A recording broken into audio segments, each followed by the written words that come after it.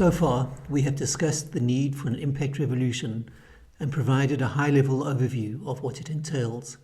Now, let's delve into a strategy that demonstrates how the impact revolution can be applied to the delivery of quality early childhood development within underprivileged South African communities.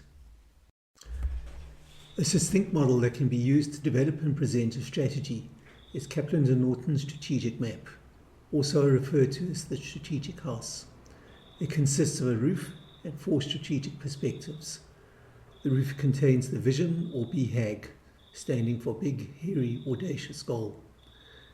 In business, value is measured financially, but for us, it also includes both financial and social value, hence the term value perspective.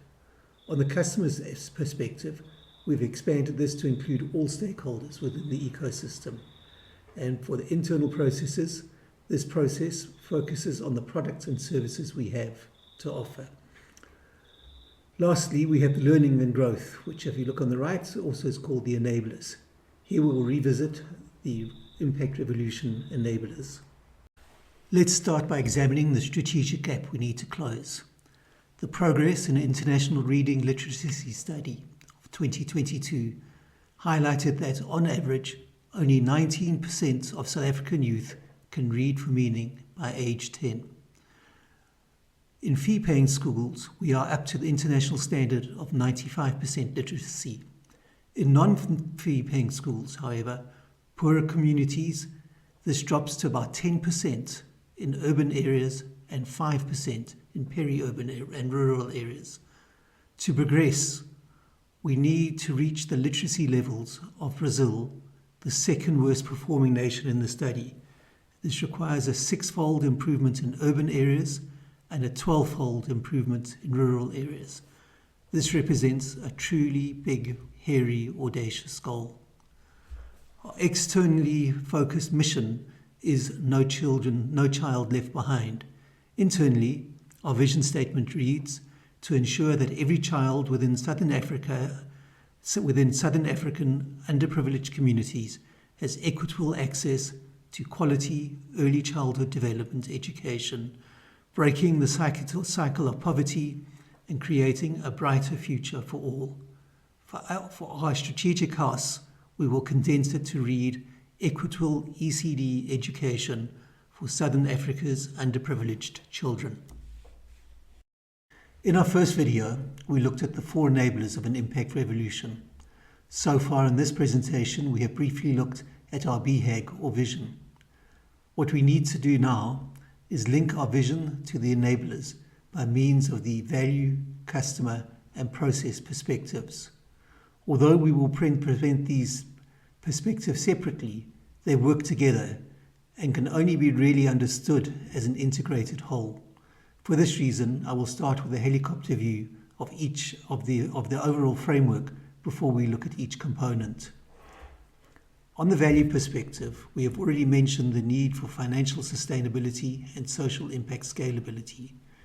Joint impact collaboration, the concept of cooperating together to deliver impact rather than competing against each other for resources, is the third core value creator. In a digital system, all stakeholders are considered customers because the value chain is dispersed amongst multiple participants. Each stakeholder needs a compelling value proposition to attract and maintain their participation, ensuring ongoing, mutually beneficial engagement and collaborative impact creation.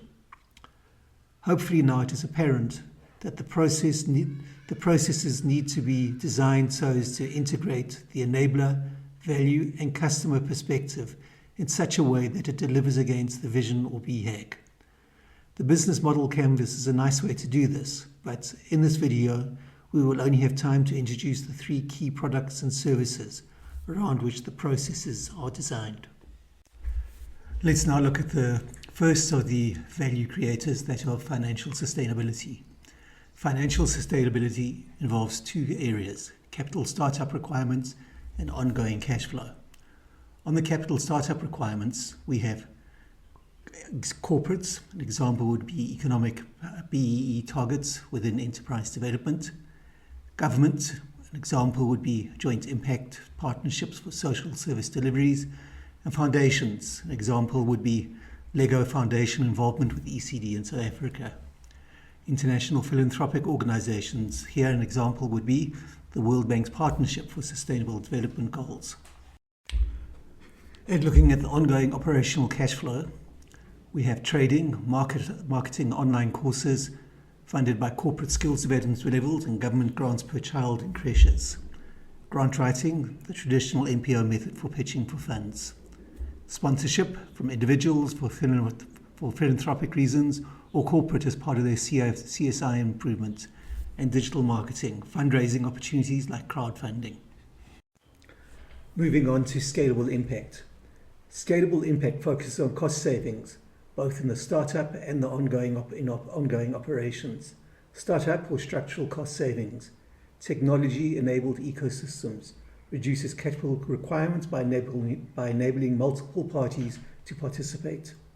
Social franchise. Entrepreneurial disruption, enabling specializations and economies of scale, improving both quality and costs. Ongoing operational savings. Technology. Automation and delivery increases efficiencies and reach. And lastly, the joint impact collaboration portion of the value. Collaboration involves network effects, aligning stakeholder needs, and impact measurement and management. On network effects, we foster greater reach and efficiency. On aligning stakeholder needs, we ensure that all participants benefit. Impact measurement and management. This is an important one for ECD Impact, as it has the in-house skills and experience, and it enables us to provide the monitoring control required to manage the entire ecosystem. Our logo places the child at the center, surrounded by stakeholders and a digital ecosystem. The child at the center reflects our strategic focus. Our child-based child customer value proposition is that our ECD ecosystem helps children within underprivileged communities who want to be school ready when entering grade R by having an equal access to quality ECD education, unlike their parents who are trapped within the intergenerational poverty cycle. Unlike a legacy operating model, an ecosystem does not own the value chain elements, but creates an environment for stakeholders to trade. For example, Airbnb and Amazon do not own hotels or stores, but facilitate services on a massive scale. Stakeholders in ECD Impact include beneficiaries, direct beneficiaries of our services, benefactors, those who provide resources, and value chain participants, those responsible for delivering the products and services. We aim for a public-private partnership, a model still in its infancy in South Africa. We also differentiate between tactical suppliers and strategic partners, whose influence is crucial for long-term success. The processes that enable the delivery of quality ECD education occur within an ECD ecosystem and are facilitated by technology, disruptive entrepreneurship, venture capital, and impact measurement and management. Our core operating model is a digitally enabled social franchise consisting of a central hub, franchisor, and delivery spokes, franchisees. The key products delivered include empowered teachers, relevant content, and equipped facilities. Let's drill down a little bit deeper into these three core products. On empowered teachers, we are providing training, career development, and alumni support. For relevant content, we are delivering an academic curriculum, life skills, and cultural awareness. And for equipped facilities, we are looking at ensuring self-buildings, safe buildings, technology, and the necessary materials and teaching props. For the final perspective, enablement, we have already mentioned the enablers in the previous process section. In light of our strategy above, let's revisit measurement, in particular by defining success, setting goals, and establishing key matrices. Our primary goal is to provide equitable ECD education for Southern Africa's underprivileged children. The critical success factors include technology, implementing robust digital solutions, disruptive entrepreneurship, fostering innovative approaches, venture capital, securing and managing funds, measurement, developing tools to assess progress and impact. Outcomes focus on product value and customer satisfaction. We measure product value for our 3 products of empowered teachers, relevant content, and equipped facilities by having external objective benchmarked quality measurements, looking at the extent to which we can scale to meet the societal need and the financial sustainability. On the customer satisfaction side, we look at our 3 main groupings of customers, being beneficiaries, benefactors, and value chain, and we look at the extent to which the solution that we offer in the products fits their needs, the extent to which the stakeholders are aligned towards a common cause, and then the impact measurement and management, which will be how do we measure, how do we manage, and how do we feed back and report to our to all stakeholders. A SWOT analysis complements our measurement criteria, summarizing our planning. On the strengths, we have a valid value proposition. There is a clear need for equitable education, ECD education, within underprivileged communities. Startup flexibility. We have the ability to refine or pivot our approach quickly. And skills and experience. The key partners have the necessary expertise for our first MVP. On the opportunity side, there is an urgency and importance of an ECD solution. Both socially and financially, we simply cannot afford another lost generation. The immediate starting point. We have an initiative where we can gain immediate delivery traction. Potential for sustainable and scalable model. The solution presents us with an opportunity for long-lasting, large-scale impact. And on to the weaknesses. Assumptions in the model. Our strategy is unproven in the South African context. External dependencies. By definition, the solution is reliant on collaboration for scale, to reach scale. Limited internal resources.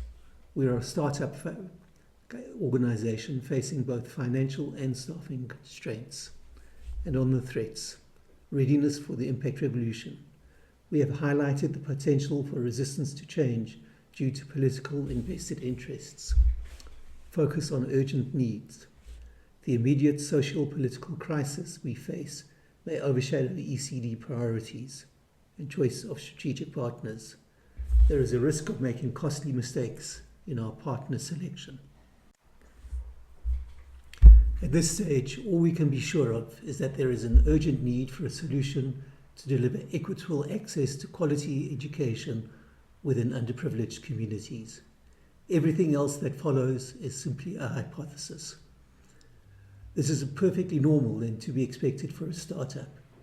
Eric Rice, whose book The Lean Startup we're going to be following, states that planning and forecasting are only accurate when based on a long, stable operating history and a relatively static environment. Startups have neither.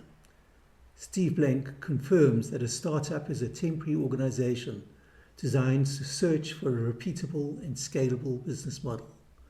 This search will result in many dead ends or failures. If we're going to fail, we want to fail early and we want to fail small. This allows us to learn, adapt, and iterate.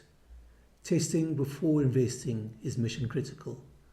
We do this by means of building minimum viable products that allow us to measure what works and what does not work. The lean startup methodology is the strategic approach we will be taking in adapting the strategic house we have just built to market reality. As we conclude this pack, I'd like to take this opportunity to ask you to share your insights and experience. The minimum viable product is one way to learn, but your input can be much quicker, cheaper, and less painful way to learn. Great discoveries and improvement invariably involve the cooperation of many minds. I am Nicholas Hall, the Impact Pioneer for ECD Impact. Thank you for your time and attention. I look forward to your feedback and to joining you again in the action pack due out before the end of July 2024.